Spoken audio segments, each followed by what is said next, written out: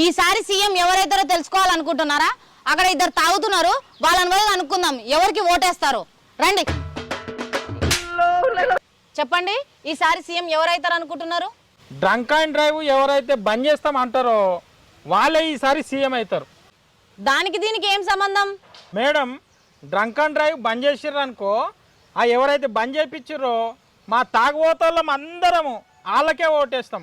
వేరేళ్ళు 10,000 20,000 తీసుకొని ఓటేస్తామని వేయరు, కానీ మేము మాట ఇస్తే వాళ్ళకే వేస్తాం ఓటు, అట్లా అన్నమాట. అసలు డ్రంక్ అండ్ డ్రైవ్తో మీకేం ప్రాబ్లం అవుతున్నది? మేడం, అసలు డ్రంక్ అండ్ డ్రైవ్ ఎప్పుడు పెడుతున్నారు మీరు? రాత్రి 10, 11, 12 తర్వాత పెడుతున్నారు. అప్పుడు పెడితే ఏం లాభం చెప్పు? మంచిగా తాగి ఇంటికి పోయేటోని పట్టి జైలు వేస్తారు, ట్రాఫిక్ ఉండదు, ఏముండదు, వాడు ఏం చేయడు రాత్రిపూట. అదే మీరు పొద్దుందాకా పెట్టిరనుకో, ఎవడన్నా తాగి వచ్చి జనాలు ఉంటారు, గుద్దుతే చచ్చిపోతారు అని పొద్దుందాకా పెట్టి పొద్దుందాకా తాగేటోళ్ళని అరెస్ట్ చేయాలి మీరు.